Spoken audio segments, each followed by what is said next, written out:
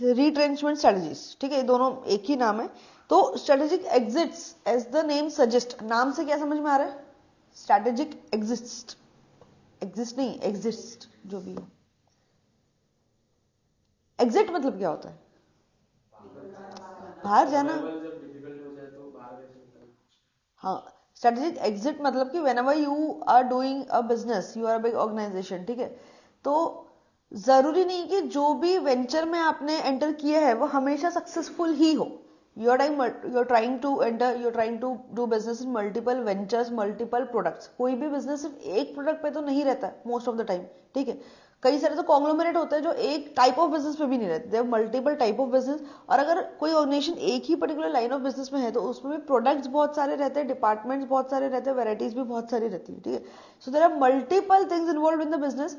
Sometimes हम लोग कुछ नई चीज ट्राई करने जाते हैं, that may work out, that may not work out. तो अगर वो वर्कआउट नहीं कर रही है तो you have to be practical enough to separate with it, ठीक है। जरूरी नहीं है कि हर चीज आपको प्रॉफिट ही दे। कई बार हमारा बहुत सारा लंबा चौड़ा इन्वेस्टमेंट भी हो सकता है उसमें, अगर वो लॉस में गई है तो भी हमको उसको कट ऑफ करना ही पड़ेगा, if you don't have any other choice. तो जब ऐसी सिचुएशन आती है कि आपको एग्जिट करना पड़े, it has to be done strategically, that is what is called strategic exit, ठीक है। बिजनेस वर्ल्ड में, कॉर्पोरेट वर्ल्ड में हर दूसरे दिन कोई ना कोई डील होती है, इसने इसको परचेस किया, इसने इसको सेल किया। अब ये अगर एक्विजिशन भी अपन देखा जाए तो कोई ना कोई तो सेल ऑफ कर रहा है ना, ठीक है, तो उसके लिए भी तो वो एग्जिट है, गेटिंग इट। तो जब जरूरत होती है बिजनेस की, एनवायरमेंट की, या फिर जो फाउंडर्स है उनकी पर्सनल नीड, या whatever it the situation में डिमांड, तो एग्जिट करने की अगर आपको जरूरत होती है out of the business which may be there, बहुत सारे। और ऐसा नहीं कि बड़े कॉर्पोरेशन में कभी कोई एग्जिट नहीं होता, मतलब जो एकदम सक्सेसफुल बिजनेसमैन है उन लोगों ने भी, बिजनेस ऑर्गेनाइजेशन है उन लोगों ने भी time to time when required तो एग्जिट स्ट्रेटेजीज फॉलो की है, because this is a part and parcel, strategies are part and parcel. आपको बस ये देखना है कि आपका जो भी एनवायरमेंट है what does that call for, आपको अभी एनवायरमेंट में क्या करने की नीड है। You may be required to enter into some new business और you may be required to exit from some old business, ठीक है। तो अगर आपको एग्जिट करना है तो इसमें भी अलग स्ट्रेटेजीज होती है। One of them is retrenchment, second is divestment, third is liquidation. ये तीन टाइप से आप लोग अपने ऑर्गेनाइजेशन से एग्जिट ले सकते हो, मतलब अपने ऑर्गेनाइजेशन को सेपरेट कर सकते हो। अगर जरूरी नहीं कि पूरा की पूरा ऑर्गेनाइजेशन सेल करना है, पूरा one particular department that is not performing well उसको भी आप सेल ऑफ कर सकते हो, है ना। तो ये किस टाइप से हो सकता है, उसके तीन ऑप्शन है, रिट्रेंचमेंट, डाइवेस्टमेंट और लिक्विडेशन। तो पहले पढ़ते retrenchment. Come to strategic, sorry, first is turnover, second is divestment and third is liquidation. तो come to the heading strategic exits. Strategic exits are followed when an organization substantially reduces the scope of its activity. This is done through an attempt to find out the problem areas and diagnose the cause of the problem. अभी ये जो exit है वो most of the time कब होगा? जब आप business अच्छा नहीं परफॉर्म कर रहे हो। अच्छा नहीं परफॉर्म का मतलब है हमारी जो एक्टिविटीज है बहुत ज्यादा स्लो डाउन हो चुकी है, या पहले के कंपैरिजन में टर्नओवर बहुत कम हो रहा है, डिमांड उतनी नहीं हो रही है, या हम लोग उतना ऑपरेशनलाइज नहीं कर पा रहे कि हम लोग ग्रो कर सके, ठीक है। तो ये एक जो सिम्टम है कि आपको एग्जिट करने की जरूरत है। वन ऑफ देम इज कि आपकी एक्टिविटीज जो है उसका वॉल्यूम बहुत ही ज्यादा रिड्यूस हो चुका है। This is done through an attempt to find out the problem area and diagnose the causes of the problem. Next steps are taken to resolve the problem. These steps result in finding different kinds of retrenchment strategies. You first find out the problem कि क्यों हो रहा है, ठीक है। हो सकता है कि जो पर्टिकुलर बिजनेस में आपने एंटर किया उसके लिए जो कैपेबिलिटीज की नीड थी वो आप डेवलप ही नहीं कर पाए। That may be the reason. So you find out the area, problem area, इसका क्यों हुआ, and then accordingly you select a strategy जिसके थ्रू आप प्रॉपरली उससे एग्जिट कर सको। If the organisation chooses to focus on the ways and means to reverse the process of decline, turn around.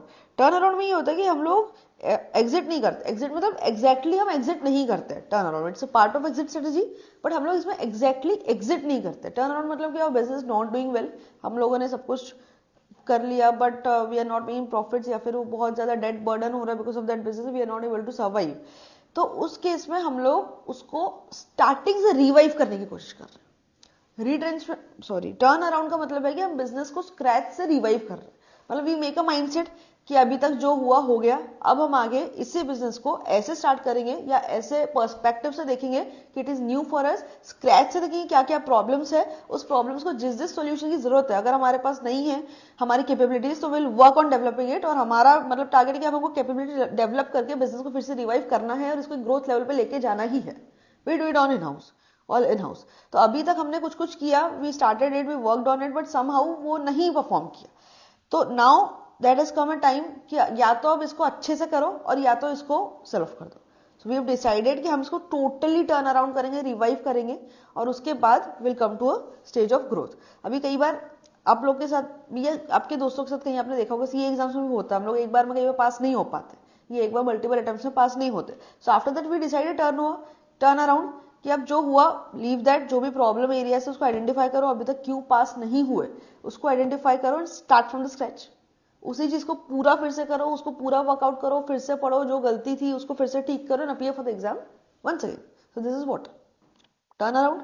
तो आप सोचो कि जो गलती हो गई उसके कारण जो भी हुआ वो अब ठीक है, we have to put a pause on it और फिर से अच्छे से कॉजेस को एनालाइज करो, क्यों हुआ, what are solutions, find out करो and just implement the solution. That is the only goal. तो ये होता है what turn around strategy. Retention may be done either internally or externally. For internal retention to take place, emphasis is laid on improving internal efficiency, known as turnaround strategy. Turnaround strategy is an internal strategic exit strategy. ये internal strategy है क्योंकि turn around हम लोग खुद with in the organisation करते हैं। Again internal का मतलब कि जो ऑर्गेनाइजेशन में विद इन करते हैं, इसके पहले भी हमने देखा था। एक्सटर्नल का मतलब कि वी टेक हेल्प और we involve some other organisation in our strategies. जो हमने वो ब्रॉड स्ट्रेटेजी देखी थी इंटरनल एक्सटर्नल, उसका भी मतलब वही था। There are certain conditions or indicators which point out that a turnaround is needed if the company has to survive. These major signals are, इसको आप symptoms भी बोल सकते हो, and these are important. मतलब आपको एग्जाम में इस पर डायरेक्ट क्वेश्चन भी आ सकता है कि व्हाट आर द सिम्टम्स और what are certain indicators that would suggest you to require a turn around strategy. Persistent negative cash flow from the business. Obviously turn around एक अगर लॉजिकली सोचे बिना इसे पढ़े भी, तो हमको ये पता है कि बिजनेस की कंडीशन सही नहीं, business health of business is not good. तो health of business is not good के इंडिकेटर्स क्या हो सकते हैं कि आप लोग नेगेटिव कैश फ्लो में चल रहे हो, your cash flow is not positive. Second, uncompetitive product or services. हमारे प्रोडक्ट और सर्विसेज में अनकम्पिटिटिव है कि उसकी डिमांड नहीं है, मतलब कि हमारे कंपिटिटर के प्रोडक्ट्स हमसे ज्यादा अच्छे हैं। Customers are mostly preferring products of our competitors. तो आपके प्रोडक्ट अनकम्पिटिटिव हो गए तो आप मार्केट में सस्टेन कैसे करोगे अगर आप अपने प्रोडक्ट को सेल ही नहीं कर पा रहे हो। Declining market share. ऑब्वियसली अगर आपके प्रोडक्ट अनकम्पिटिटिव है तो फिर आपकी सेल नहीं होगी, सेल नहीं होगी तो आपका मार्केट क्या होगा, डिक्लाइनिंग होगा। Deterioration in physical facilities. Physical facilities आपके पास जैसी रिक्वायर्ड होनी चाहिए उस प्रोडक्ट को बिल्डअप करने के लिए, वैसी आपके पास नहीं है, और जो थी उसको भी आप मेंटेन नहीं कर पाए और वो और डिटीरियरेट होती गई। मतलब कि उसमें जो नए इनोवेशंस किए, चेंजेस की जरूरत होगी, में भी आपने वो नहीं की, तो आप प्रोडक्ट में भी उस क्वालिटी का बना ही नहीं पा रहे, उस लेवल का बना ही नहीं पा रहे जैसे आपका कंप्यूटर बना रहा है। Over staffing, high turn off employees and low moral. Over staffing कभी कभी हो जाता है, मतलब कुछ ऑर्गेनाइजेशन को यू एक्सपेक्ट कि इसकी इतनी डिमांड आएगी and we place the team according to that, but उतनी टीम आती ही नहीं है, तो that may be over staffing. तो आपके एक्सपेंसेस बढ़ेंगे। High turnover of employees. Turn off employees पता है, टर्नओवर ऑफ, हाँ, टर्नओवर ऑफ एम्प्लॉइज का मतलब कि आपके ऑर्गेनाइजेशन में रेशो कितना है कि एवरी ईयर कितने लोग छोड़ के जा रहे हैं और कितने नए आ रहे हैं। So that turnover has to be low in a good organization. अगर आपके वर्किंग कंडीशंस अच्छी है तो फिर turnover ratio most of the time कम रहता है। जीरो तो कभी नहीं रहेगा, because there has to be some, किसी ने ग्रोथ अपॉर्चुनिटी मिलेगी, कोई कुछ को कुछ होगा तो एवरीवन वुड चेंज। बट अगर ऑर्गेनाइजेशन में वर्किंग कंडीशंस अच्छी नहीं है तो वहां पर टर्नओवर रेशो बहुत ज्यादा होता है, और ऑब्वियसली अगर टर्नओवर रेशो बहुत ज्यादा है तो मोरल बहुत लो होता ही है। Byju's, you know the story of Byju's. Byju's, Byju's पता है क्या है? बायजूस एडटेक है, ये पता है। बायजूस का अभी अभी क्या हालत है, एकदम बंद होने के कगार पे है। Okay, why is this happening? Expenses बहुत ज्यादा है, it's that the only reason. Byju's ने एक टाइम पे बहुत ज्यादा एग्रेसिवली ग्रोथ किया, उस टाइम पे वो ग्रोथ पे था। इनिशियली जब वो नया आया तो वो इंट्रोडक्शन स्टेज पे था, फिर वो एक टाइम पे बहुत अच्छा एक्सपांशन हुआ। Byju's was the name of every house hold. जब जहाँ पे जिसके घर में छोटे बच्चे हैं तो एवरीवन वुड नो बायजूस, वैसा था। तो दैट वाज, अब वो पीएलसी को भी याद करो, product life cycle. Introduction stage में थोड़ा थोड़ा आया, थोड़ा बहुत एस्टेब्लिश हो रहा था, ग्रोथ स्टेज में बहुत जबरदस्त एक्सपांशन किया।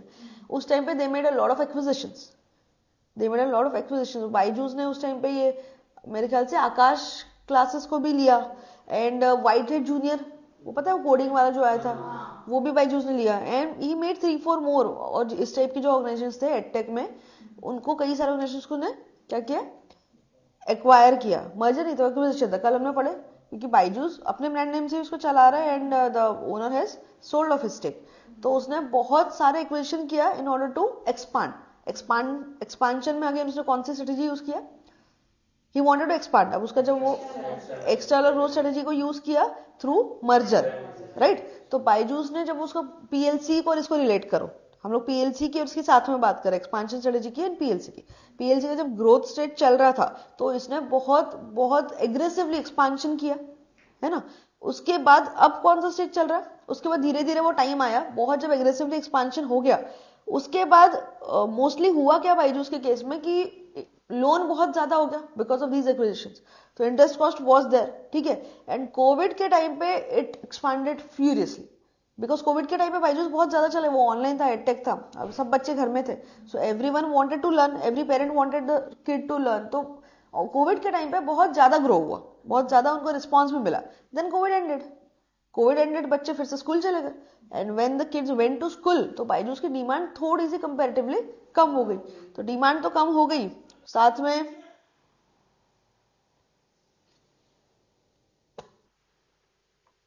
क्या हुआ,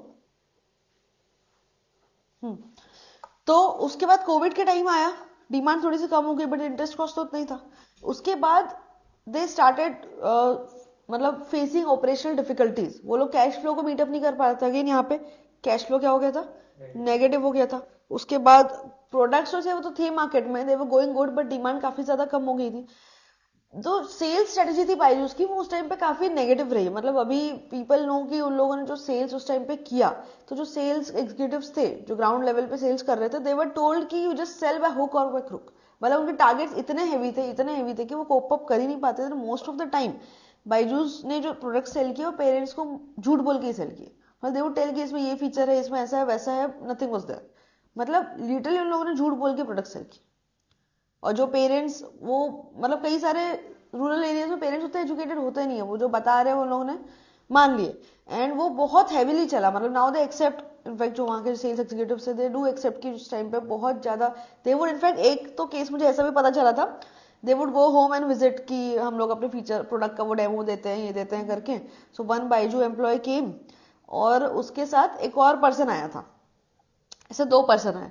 उन लोगों ने घर जाके पूरा डेमो वगैरह दिए, सब कुछ किए, और वो जो दूसरा पर्सन था ही टोल्ड कि he is my senior executive, and because आपके स्पेशली देना था तो he came away from long, बहुत दूर से आया specially for you, he wanted to tell you this thing. उन्होंने पूरा कुछ कुछ बताया भी होगा, मेजर इसने बताया, एंड वो सब कह नहीं जाते, but we just select few student जो हमको कैपेबल लगते हैं, और उसको बताया इस टाइप का कुछ कुछ स्टोरी।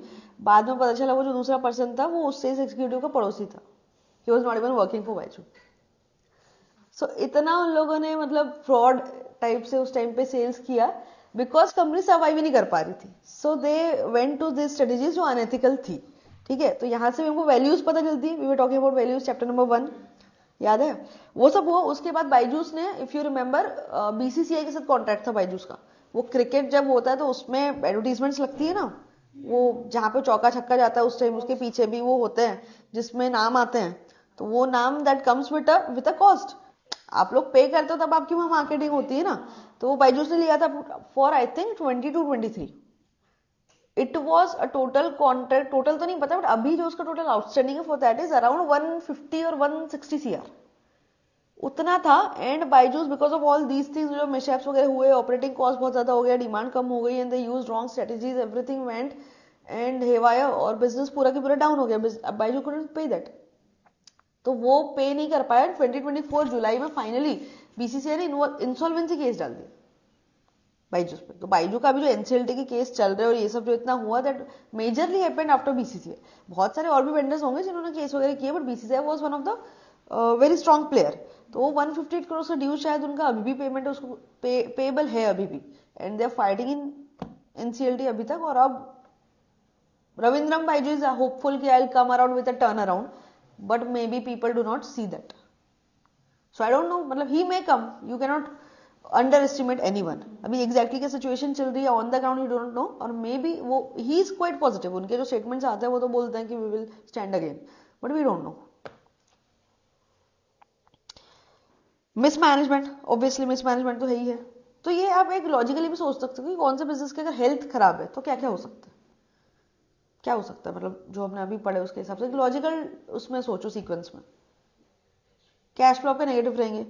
और एक ये है कि अगर हेल्थ खराब है तो सबसे पहले सोचो कि बिजनेस की हेल्थ खराब कब होगी, जब हमारे सेल्स ही नहीं हो रहे, सेल्स होगी तभी तो प्रॉफिट के चांस है, सेल्स नहीं हो तो सेल्स क्यों नहीं होगी, अगर आपके प्रोडक्ट जो अनकॉम्पिटिटिव है, आपका मार्केट क्या हो गया, मार्केट शेयर डिक्लाइन हो गया, ठीक है, तो ये होगी सेल्स की problem. Next is operating problems, over staffing या फिर एम्प्लॉयमेंट टर्नओवर एंड हाँ एम्प्लॉयमेंट टर्नओवर ज्यादा रहता है तो मोरल लोगों का कम ही रहता है। मिसमैनेजमेंट, ये चीज ऑपरेटिंग हो गई, कैश फ्लो नेगेटिव है, ऑपरेशनल प्रॉब्लम हो गई, तो 2 सेल्स की प्रॉब्लम है, ऑपरेशन प्रॉब्लम्स कितनी है, 3 ऑपरेटिंग प्रॉब्लम्स है, and the one is deteriorating physical facilities. Physical, अगर आप मैन्युफैक्चरिंग यूनिट में हो या फिर मैन्युफैक्चरिंग में नहीं भी सर्विस यूनिट में भी हो तो you have number of offices, ठीक है, तो you don't have that physical facilities जहां पे लोग काम कर पाए अच्छे से, तो people would not want to work with that organisation, ठीक है। तो क्या क्या हो सकता है सिम्टम्स ऑफ टर्न अराउंड, कि आपको अब जरूरत है कुछ ना कुछ चेंज करने की, दैट मे बी सेल्स से रिलेटेड कौन कौन सी है, प्रोडक्ट आपका अनकम्पिटिटिव हो गया, मतलब मार्केट में डिमांड नहीं, सेल्स कम कब होगी, प्रॉफिट कम कब होगा, जब सेल्स कम होगी, सेल्स कब कम होगी, जब डिमांड कम है, डिमांड कम क्यों है, बिकॉज आपका प्रोडक्ट अनकम्पिटिटिव हो गया।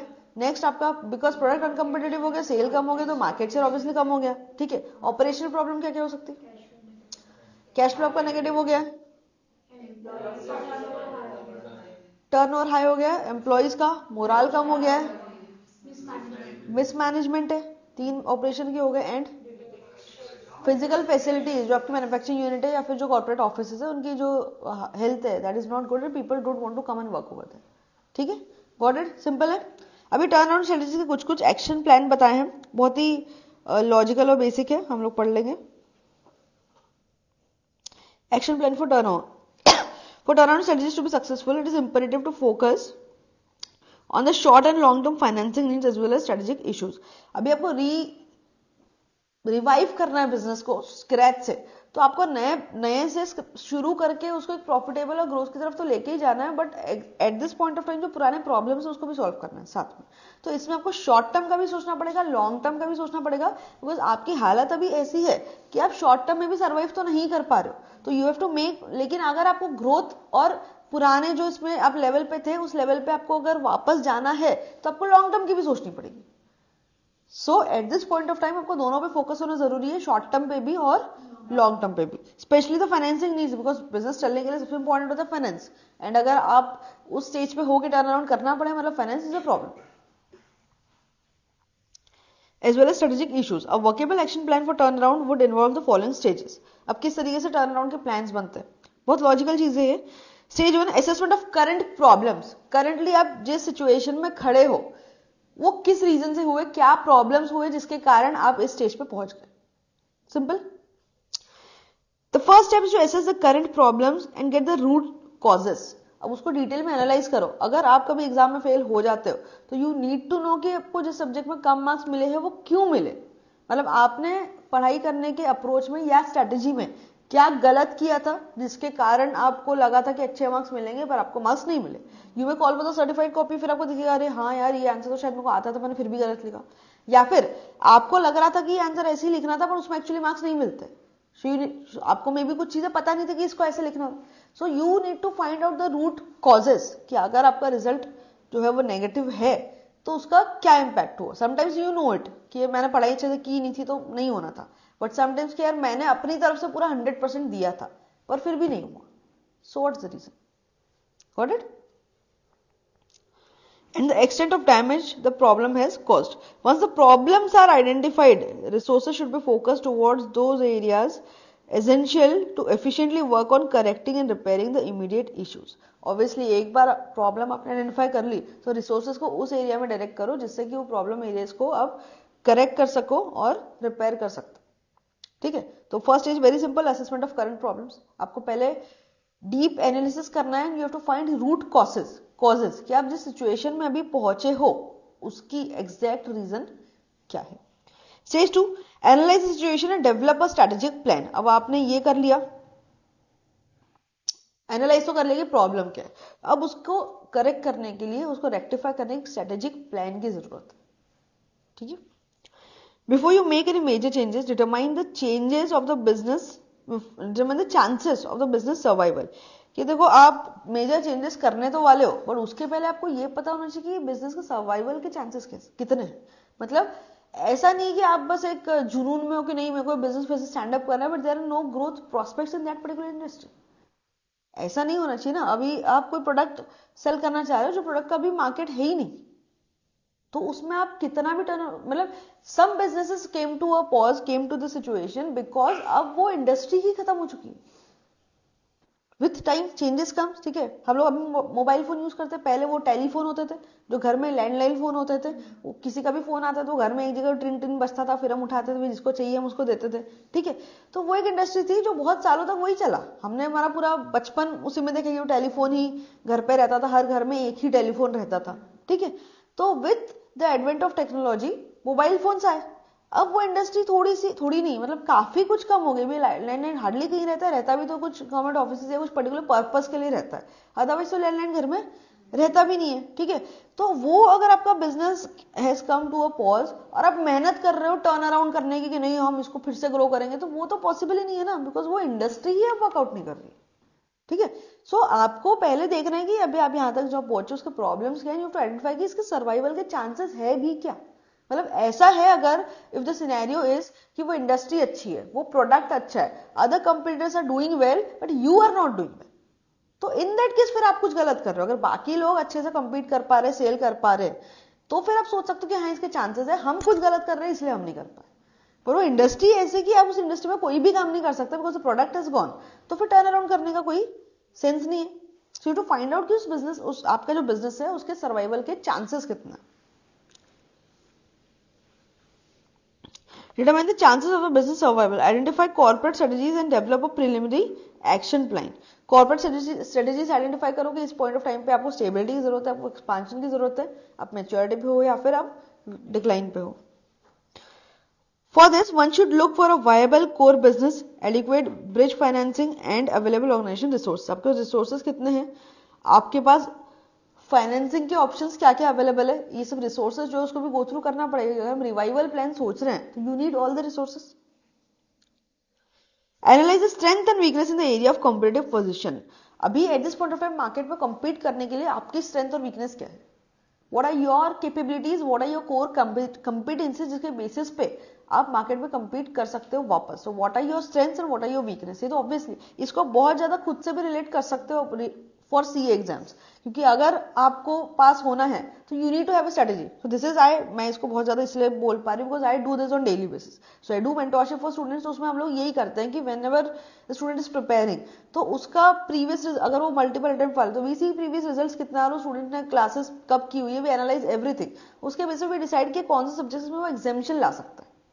सो you have to strategize accordingly, because अगर आपको सिंगल ग्रुप में पास होना है फॉर एग्जाम्पल, ठीक है, तो 3 सब्जेक्ट्स है, आपको 150 लाने हैं, बट ऐसा तो नहीं होगा ना कि हर सब्जेक्ट में 50-50-50 ला पा रहे हो। कोई तो सब्जेक्ट होगा जो अगर आपका वीक होगा तो 40s की लाइन में जाएगा। So in that case there has to be some other subject जो 60 में जाके उसको बैलेंस करे।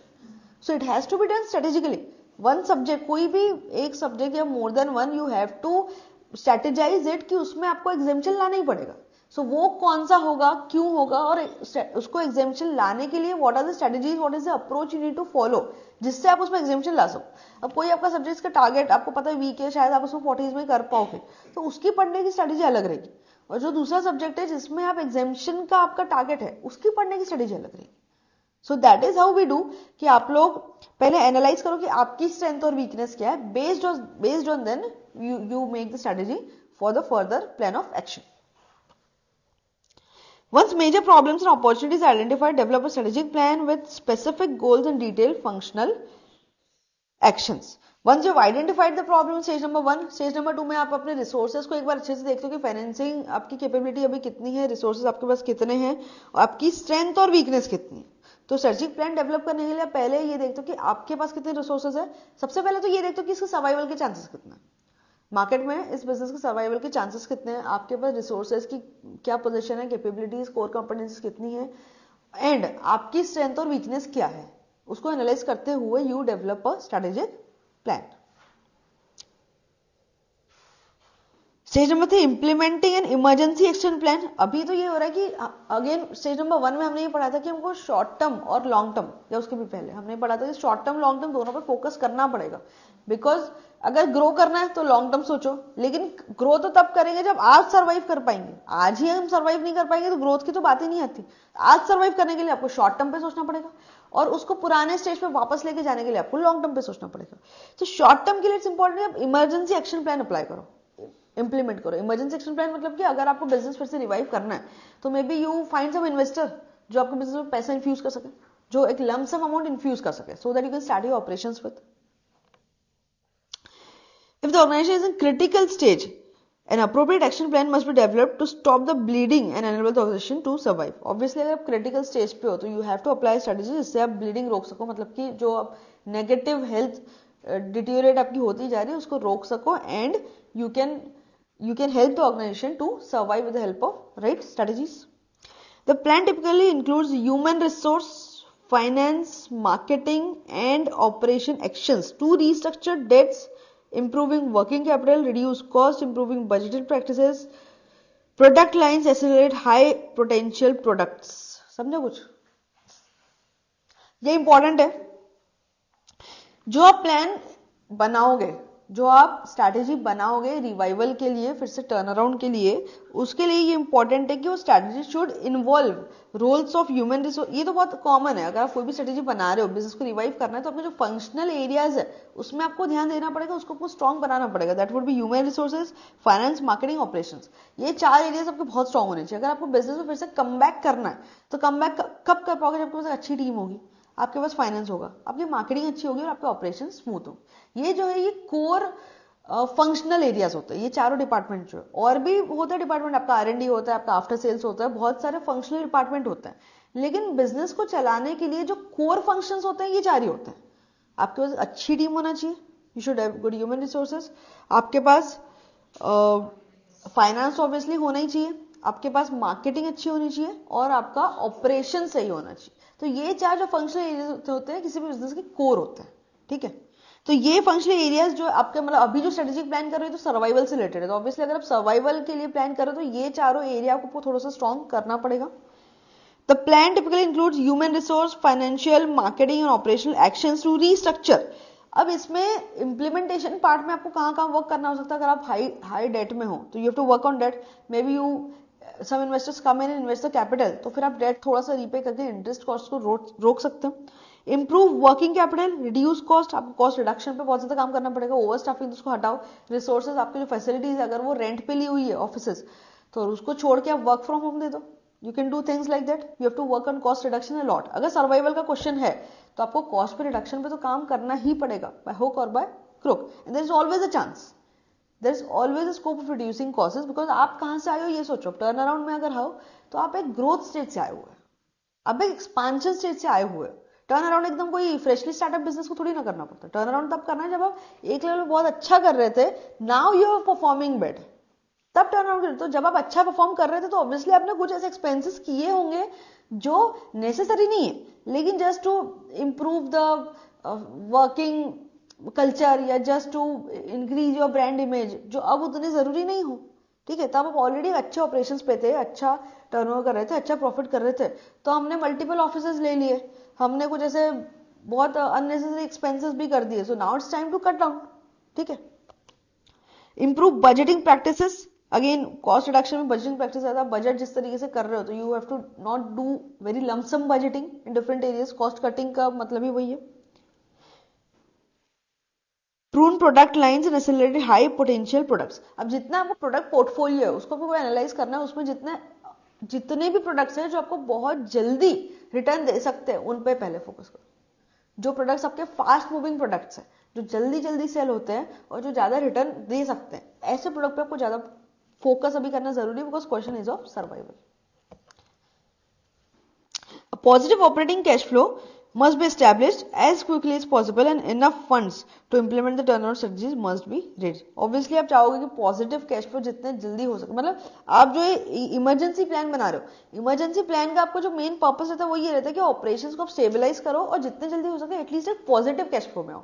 बिकॉज आप पॉजिटिव कैश फ्लो में आओगे तभी तो आप जाके अगर कैश थोड़ा जनरेट कर पा रहे हो तो बिजनेस को रिवाइव कर पाओगे उसी कैश से। ठीक है, अगर आप ऑपरेशंस वगैरह सब अच्छे कर लिए, आपने टीम अच्छी ला ली, बट अगर कैश फ्लो पॉजिटिव हो ही नहीं तो आप तो वो टर्न अराउंड के सिम्टम्स में ही हो ना अभी भी, डिक्लाइनिंग कैश और डिक्लाइनिंग आपका कैश नेगेटिव होते जा रहा है अगर, तो आप रिवाइव कर ही नहीं पाओगे। जब तक आप कैश को पॉजिटिव, कैश की पोजीशन को पॉजिटिव ना करो तो रिवाइव करने का कोई स्कोप ही नहीं। तो फर्स्ट स्टेप जो होता है इमरजेंसी प्लान, मतलब जो आपको एकदम शॉर्ट टर्म के लिए अप्लाई करना है, वो ये है कि आपको कैश फ्लो पॉजिटिव करना है।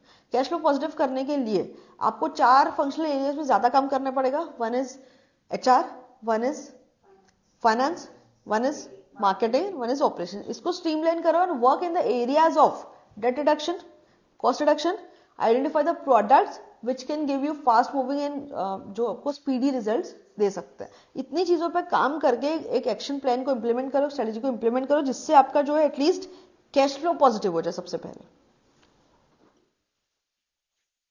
Stage 4 restructuring the business. अगर कैश फ्लो पॉजिटिव हो गया है, उसमें अगर आप थोड़ा सा मेंटली उतने स्ट्रेस नहीं हो कि चलो ठीक है अब एटलीस्ट हम लॉस तो नहीं कर रहे, भले हम बहुत अच्छा प्रॉफिट नहीं कर रहे बट एटलीस्ट हम लॉस तो नहीं कर रहे, तो वो जब आपको मेंटल स्टेबिलिटी एक मिल जाएगी कि चलो we are not making losses as of now, थोड़ा बहुत तो पॉजिटिव हो ही जा रहा है, तब आप उस पर ध्यान दे सकते हो कि अब इसको रिस्ट्रक्चर कैसे करें।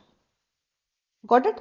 तो जब आपको रिवाइव करना है, यू हैव टू, आप यहां से यहां पहुंच चुके हो, आप एक इस लेवल पे थे, यहां से आप फॉल हो गए, इस लेवल पे आ चुके हो, तो वापस वहां ग्रो करने के लिए आपको जरूरी है कि रीस्ट्रक्चर करना पड़ेगा बिजनेस को, कि जिस तरीके से आप काम कर रहे हो वो तरीके आपको चेंज करने पड़ेगे, तब आप जाके रिवाइव हो सकता है। हो सकता है कोई टेक्नोलॉजी सही नहीं थी, हो सकता है आपका प्रोडक्ट ही सही नहीं था, तो आपको पूरा की पूरा रीस्ट्रक्चर करना पड़ेगा। Because if you fail so there has to be some reason. वो रीजन हमने पहले आइडेंटिफाई कर चुके थे, वो जो रीजन थे, मे बी आपका marketing facility was not, manufacturing facility was not up to that level, या आपके पास वो टेक्नोलॉजी ही नहीं थी, तो उसको इंप्लीमेंट करने के लिए आपको पूरे पूरे बिजनेस रीस्ट्रक्चर करना जरूरी है।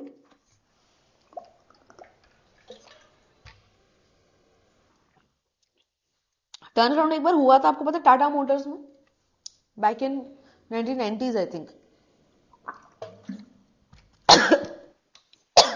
सॉरी, टाटा मोटर्स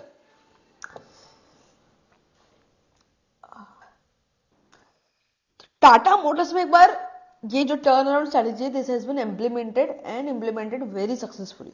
उस टाइम पे Tata motors started this new venture. उस टाइम पे टाटा मोटर्स, मतलब Tata was not in this automobile business, लोगों ने स्टार्ट किया automobile, they started with Tata motors. सबसे first car they made was Indica was the first car they made. तो इंडिका जब मार्केट में आई तो quality was not up to the mark and people were not receiving it well, मतलब उसकी demand उतनी नहीं हो पा रही थी, बिकॉज उस टाइम पे जो दूसरी कार्स अवेलेबल थी वो quality wise and performance wise भी ज्यादा स्ट्रॉन्ग थी इंडिका से। तो परफॉर्मेंस वाइज अच्छी नहीं थी, मतलब मे भी चलाने में उतना स्मूथ नहीं होता होगा, मजा नहीं आता होगा, या बार बार खराब हो जाती होगी, जो भी होता होगा, but the product was not that good, तो वो सर्वाइव कर ही नहीं पा रहे थे। It made a lot of losses and because एक ऑटोमोबाइल इंडस्ट्री में स्क्रैच से उन लोगों ने स्टार्ट किया था, तो इन्वेस्टमेंट भी काफी लगा होगा। दे मेड द कार तो बन गई, बट मार्केट में उतना उस कार का डिमांड हो नहीं पाए। Indica was a failure initially, वो सही बनी नहीं पाई, mainly because of the quality and the performance. Quality performance उसकी उतनी अच्छी हो नहीं पाए थे। That time Ratan Tata was a chairman Tata group के। उस पॉइंट ऑफ टाइम में ही डिसाइडेड टू सेल ऑफ, कि ये जो बिजनेस उनको समझ में आ गया कि ये जो ऑटोमोबाइल बिजनेस है, we are not able to survive in this, maybe we don't have those capabilities, so and it's not, ये कोई मतलब नहीं है कि हम लोग नेगेटिव कैश फ्लो में जा रहे हैं, we continue that for long, so better we sell off this passenger car divisions. उनका एक स्पेसिफिक जो पैसेंजर कार डिविजन्स का था टाटा मोटर्स में, we wanted to sell that off. So interest came from home, from Ford. उस time पे Ford से interest आया था, who purchase the Tata Motors. Ratan Tata personally went to the meeting जहां पे भी थी, आई थिंक यूएस में थी meeting, that happened, they went over there, और वहां पे long discussions were there, and somehow during the discussions उन लोगों ने, the four people were quite disrespectful to him. मतलब उस टाइम पे India was not standing very strong on the global image. India मतलब इंडिया का नाम ऐसे ही था, द पुअर कंट्री और not so good country kind of image उस टाइम पे थी। So when he went there and the meeting went off, तो they were very disrespectful. They also said कि if you are buying Tata Motors, so we are doing a favor on you, and that कि आप लोग को तो car बनानी आती नहीं है, मतलब you can never know how to make a car, मतलब आपको कभी आएगा भी नहीं और आपको कार बनाना आता भी नहीं। So that was a statement, and Ratan Tata felt very disrespectful उस टाइम पे, so he didn't close the deal। उन्होंने सेल ऑफ नहीं किया, वो वैसे ही वापस आ गए।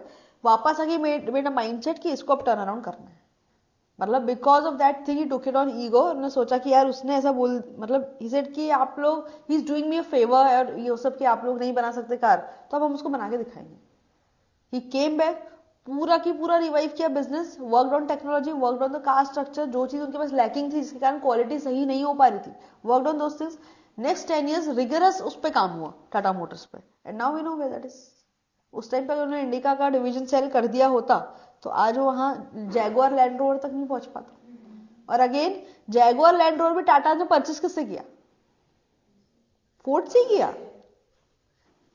सी समय कैसा बदलता है। एट वन टाइम उसने बोला कि I am doing a favour on you if I am buying Tata Motors, and long speed, अब इतने फास्ट फॉरवर्ड कर दो to this all this years, and today Tata is done a favour उनसे जैगुआर लैंड रोवर परचेस करके।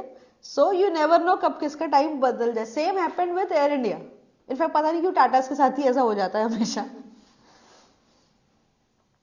सो Tata Motors का total लोगों ने turn around किया, identified the problem, worked on it. जो भी उनको ये पता था कि प्रोडक्ट हमारा अच्छा नहीं है, सो उन लोगों ने डीप मतलब उस टाइम पे शायद रिसोर्सेज होंगे भी नहीं, but they worked on it, they found out a way, and then they came with a restructuring plan.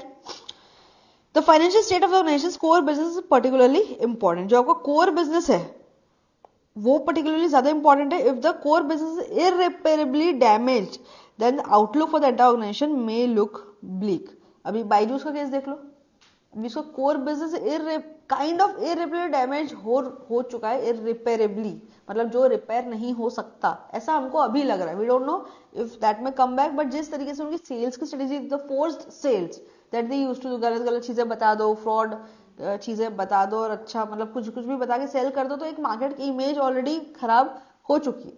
तो in that case it may happen कि वो उनका जो लॉस है वो इररिपेरेबल है। ठीक, prepare cash forecast, analyze assets, debts, review profits, and analyze other key financial functions to position the organization for rapid improvement. During the turnaround, product mix may be changed, requiring the organization to do some repositioning. अगर आप restructuring कर रहे हो तो उसमें आप products में भी चेंजेस ला सकते हो। प्रोडक्ट मिक्स में मतलब पहले आप क्या क्या प्रोडक्ट प्रोवाइड कर रहे थे, अब उसके साथ core business remains the same, और उसके साथ साथ जो आप प्रोवाइड कर रहे हो उसमें थोड़े बहुत चेंजेस आ सकते हैं। तो you need to work on the product mix, you need to work on actually whatever is the problem area. Problem area आपने इसके पहले के स्टेज पर आइडेंटिफाई किया था, product mix maybe one of them. Core products neglected over time may require immediate attention. जो आपके core products है और अगर आपने उसको नेग्लेक्ट किया, मतलब टाटा ने तो कार बनाई बट उसकी क्वालिटी को शायद थोड़ा नेग्लेक्ट किया, because that quality was not working out, वो कोई पसंद नहीं कर रहा था उस कार को।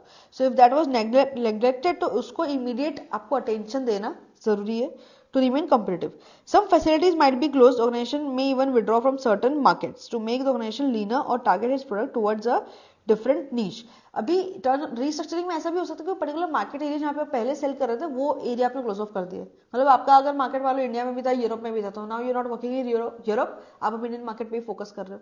कुछ फैसिलिटीज आपको क्लोज डाउन करनी पड़ेगी। आपके पास मैन्युफैक्चरिंग फैसिलिटीज मान लो 4 फैक्ट्री है, पर आपको प्रोडक्शन इतना है ही नहीं कि आप उतना पूरा कर 2 फैक्ट्रीज को अगर आप 24 आवर्स चलाओगे तो आप उतना कर सकते हो, तो बाकी की 2 आप कट ऑफ कर दोगे। आपके तो ऑफिस स्पेस बहुत ज्यादा एक्स्ट्रा है, you don't have so much of people, तो मे बी आप उसको कट ऑफ करके एक छोटा ऑफिस ले लोगे। बड़े ऑफिस की जगह उतने ही लोग सेम टू सेम छोटे ऑफिस में शिफ्ट हो जाए, या फिर आप वर्क फ्रॉम होम दे दो। So you need to work on all these areas, लेकिन main focus has to be on your core business. Some facilities might be closed, but आपने ऑर्गेनाइजेशन में even withdraw from certain market. जरूरत पड़ने पे अगर आपको लग रहा है कि ये मार्केट में उतना डिमांड होने ही नहीं वाला, अगर हम अपना प्रोडक्ट इंप्रूव करते हैं तो भी, तो you withdraw from that market. Moral building is another important ingredient. Of course इस पॉइंट ऑफ टाइम पे जब आप टर्न अराउंड कर रहे हो तो जो लोग आपके साथ काम कर रहे हैं उनका मोरल हाई होना जरूरी है, बिकॉज आप एक डिक्लाइनिंग स्टेज से ग्रोथ की तरफ जा रहे हो, और जिन लोगों ने डिक्लाइनिंग स्टेज देखा है उनको शायद उम्मीद कम होती है कि अब हम वापस ग्रो कर पाएंगे, तो उस पॉइंट ऑफ टाइम पे उनको एंथुसियाज्म से काम करवाना is not an easy task. Getting multiple times fail होने के बाद उतनी एनर्जी से पढ़ना वो इजी नहीं होता। फर्स्ट अटेम्प्ट या सेकंड अटेम्प्ट के टाइम पे आप बहुत एनर्जी से पढ़ सकते हो, बट जब आपका बहुत ज्यादा बार फेलियर हो चुका है तो you have to work hard on building up morale. So that's the thing. Morale building is another important ingredient in the organization's competitive effectiveness. Reward and compensation system that encourage dedication and creativity amongst employees to think about profits and return on investment. You have to make some programs में reward और compensation पे आपको focus करना पड़ेगा, so that आपके जो employees है, जो आपकी team है, वो motivated रहे, उनका morale high रहे और उनको लगे कि भाई हम लोग जो करने वाले हैं उससे हमारी growth फिर से achieve होगी. We would definitely reach to that level if we all are working together, if we are working in this way. उनका रिवॉर्ड कंपनसेशन थोड़ा ज्यादा, जिससे वो डेडिकेशन से और मोटिवेशन से काम कर पाए, ज्यादा क्रिएटिविटी से काम कर पाए. That is about coming up with restructuring the business. Restructuring में हमने क्या देखा कि पहले आपको ये देखना है कि आपका जो लॉस है वो इररिपेरेबल तो नहीं है, ठीक है. You have to mainly focus on the core business areas. आपको मे बी अगर प्रोडक्ट मिक्स चेंज करने की जरूरत है, डू दैट. अगर आपको ज्योग्राफिकल रीजन छोड़ने की जरूरत है, do that. So what ever is needed. अगर आपको कोई फैसिलिटीज क्लोज करने की जरूरत है, यू डू दैट. मतलब बिजनेस करने के तरीके में अगर कोई मेजर चेंजेस की रिक्वायर्ड है, so you identify and work on that. And along with this employees का morale, so you have to work कि आप फिर से रिवाइव तो कर रहे हो, बट रिवाइव करने के लिए इट्स इंपॉर्टेंट कि आप बहुत एंथुसियाज्म से काम करो, बहुत पॉजिटिव होके काम करो. अगर आप ग्रोथ की तरफ काम कर रहे हो बट अगर आपका माइंडसेट ऐसा कि यार ठीक है अब कर तो ले रहे हैं बट मुझे पता है होने नहीं वाला, सो इन दैट केस क्या आपको सही में अच्छे रिजल्ट्स मिलेंगे. आप पढ़ाई कर रहे हो इंटर एग्जाम पास करने के लिए, ठीक है, बट कहीं ना कहीं आपको अंदर से पता है ठीक है अब जो क्लास में पढ़ा रहे हो पढ़ ले रहे हो, घर जाके भी ठीक है रीड कर ले रहे हो, पर अपन तो पास होने नहीं वाला. अगर ऐसा माइंडसेट आपका है तो आप क्या सही में उतनी डेडिकेशन से पढ़ाई कर पाओगे, क्या सही में पास हो पाओगे? नहीं. तो if you are working towards growth तो आपका माइंडसेट बहुत पॉजिटिव होना जरूरी है. So you have to work in the restructuring phase. आपको उस पर भी वर्क करना है. तो रीस्ट्रक्चरिंग फेज इज इंपॉर्टेंट. इसमें आपको प्रोडक्ट मिक्स डिसाइड करना है, आपकी फैसिलिटीज में जहां पे क्लोजअप करने की जरूरत है वो करना है, आपको अगर कोई ज्योग्राफिकल रीजन छोड़ने की जरूरत है तो वो भी करना है. And with that you have to manage your employees as well with reward and compensation. Stage 5 returning to normal. इतना अगर आपने अच्छे से कर लिया तो शायद आप नॉर्मल पे वापस रिटर्न हो जाओगे. And this is possible. Tata Motors is a very classic example, right. In the final stage of turnaround strategy process, organization should begin to show signs of profitability, returns on investment and enhancing economic value added. अब ये इसमें जो returning to normal वाले stage में इस पे आपको सारी चीजें शायद बैक टू नॉर्मल दिखती हुई शुरू होगी. आपके इकोनॉमिक गेन्स बढ़ेंगे, आपका कैश फ्लो तो पॉजिटिव पहले ही हो चुका था, प्रॉफिटेबिलिटी आपकी बढ़ेगी, रिटर्न्स ऑन इन्वेस्टमेंट आपके अच्छे आने लग जाएंगे. Emphasis is placed on number of strategic efforts such as carefully adding new products and improving customer service. अब यहाँ पे जब आप स्टेबिलिटी की तरफ थोड़ा सा आने जाते हो तो अब आप कस्टमर सर्विस पे भी ज्यादा फोकस करो, आफ्टर सेल सर्विस वगैरह. बिकॉज पहले हम सिर्फ कोर बिजनेस पे फोकस कर रहे थे, जो हमारा प्रोडक्ट है.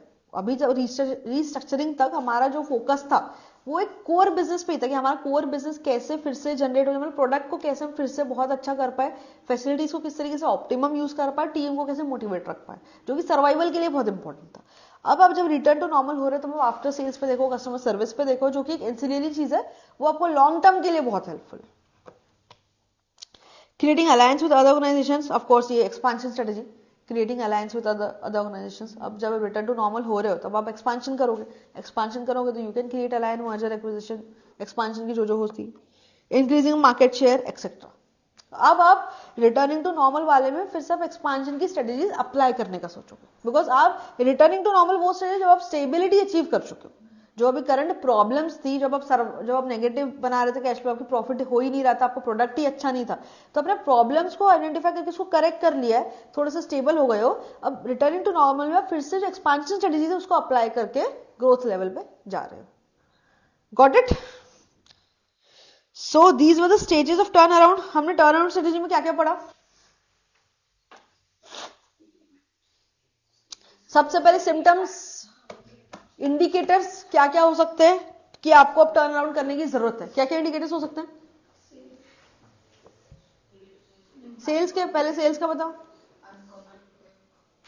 प्रोडक्ट आपके अनकम्पिटिटिव है, मार्केट शेयर आपका डिक्लाइन हो रहा है, ऑपरेशन से रिलेटेड क्या क्या प्रॉब्लम, क्या क्या सिम्टम्स है, कैश फ्लो नेगेटिव हो रही है, एम्प्लॉय टर्नओवर ज्यादा है, मोरल लो है और मिसमैनेजमेंट है, रिलेटिव फिजिकल फैसिलिटीज। तो ये आपके इंडिकेटर्स है। उसके टर्न अराउंड स्ट्रेटेजी को इंप्लीमेंट करने के लिए कौन कौन से 5 स्टेजेस होते हैं। What is stage number 1? Current problem को एसेस करते हो। स्टेज नंबर 2 सिचुएशन को एनालाइज करते हो और एक स्ट्रेटेजिक प्लान आप यहाँ पे डेवलप करते हो। स्टेज नंबर 3 जो स्टेज नंबर 2 है उसमें आप लॉन्ग टर्म और शॉर्ट टर्म दोनों सोचते हो, ठीक है। लेकिन स्टेज नंबर 3 में पहले आपको जो इमरजेंसी प्लान है मतलब शॉर्ट टर्म प्लान है उसको पहले इंप्लीमेंट करो, ठीक है। So you work more on short term. जो इमरजेंसी प्लान है उसको आप इंप्लीमेंट करो सो दैट आपका एटलीस्ट कोर बिजनेस जो है वो वर्क करना स्टार्ट कर दे। इसमें आपको 4 फंक्शनल एरिया में ज्यादा काम करना पड़ता है। कौन कौन से? HR, फाइनेंस, मार्केटिंग और ऑपरेशंस। ये 4 आपके कोर है जिससे आपका बिजनेस फिर से स्टार्ट हो पाएगा, खड़ा एटलीस्ट हो पाएगा, ठीक है। तो ये 4 चीजों को आपको कोर जो आपके फंक्शनल एरियाज है उस पर वर्कआउट करके आपको कॉस्ट रिडक्शन पे काम करना है, डेट कम करने पे या फिर इंटरेस्ट कॉस्ट रिड्यूस करने पे काम करना है, और बजटिंग प्रैक्टिसेस मतलब everything that is required to you reduce your cost, उस पर आपको काम करना है। और आपका जो फोकस इसमें रहता है बस ये कि हमारा कैश फ्लो पॉजिटिव हो जाए। जो स्टेज नंबर 3 है इमरजेंसी एक्शन प्लान, इसमें हम लोग सोचते हैं कि एटलीस्ट शॉर्ट टर्म प्लान हम इम्प्लीमेंट करके कैश फ्लो को पॉजिटिव कर लें, तभी जाके आप लॉन्ग टर्म सोच पाओगे। तो जो ये इमरजेंसी प्लान का one of the major objective इसके आपका शॉर्ट जो कैश फ्लो है वो पॉजिटिव हो जाए। Stage number 4 restructuring the business, इसमें हम लोग क्या करते हैं,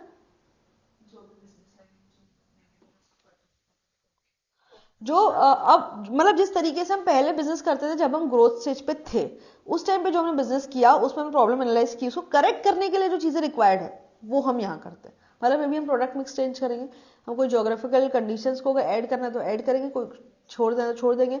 जो हमारे पास रिसोर्सेज और फैसिलिटीज अवेलेबल है उसको ऑप्टिमम यूज करने की कोशिश करेंगे। सो यहाँ पे भी make major changes to the business. जो आपका एक्चुअल प्रॉब्लम एरिया था उसको जड़ से उखाड़ने के लिए आपको मेजर चेंजेस करने पड़े। So in the restructuring stage of the business you do those major changes, जिसके कारण जो प्रॉब्लम एरियाज थे वो आप इरेडिकेट कर सको। प्रोडक्ट में प्रॉब्लम है तो क्वालिटी पे बहुत ज्यादा वर्कआउट करो, ऑपरेशन पे प्रॉब्लम है तो ऑपरेशन साइड वर्कआउट करो। जो भी आपका प्रॉब्लम एरिया आइडेंटिफाइड किया था उसको रीस्ट्रक्चर करना जरूरी है, तभी आप उसको सॉल्व कर पाओगे। और उसके साथ साथ एम्प्लॉयज का मोरल बिल्डअप करना है रिस्ट्रक्चरिंग स्टेज में, बिकॉज आप एक लो एरिया से मतलब आप एक ग्रोथ से आप पहले डिक्लाइनिंग पे आप वापस ग्रोथ पे जा रहे हो। So you need to be highly energetic and enthusiastic. So आपको एम्प्लॉयज को मोरल बिल्ड करना है थ्रू रिवॉर्ड्स एंड कंपनसेशन, ठीक है। और stage number 4 returning to normal, यहाँ पे आप क्या करते हो, बिजनेस एक काफी लेवल तक स्टेबलाइज हो चुका है। अब अगेन रिमेंबर सबसे पहले हम स्टेबिलिटी स्ट्रेटेजी पे थे, बिजनेस यहाँ पे थोड़ा एटलीस्ट आपके नेगेटिव कैश फ्लो जो है वो यहाँ पे पॉजिटिव हो चुके हैं। So now you are ready to PLC याद करो, आपका थोड़ा स्टेबिलिटी आ गया है। तो अब आप कहाँ जाना चाहते हो, एक्सपांशन में। तो आप एक्सपांशन की स्ट्रेटेजीज अप्लाई करोगे टू रीच देयर अगेन, ठीक है। सो this is all about turn around strategy.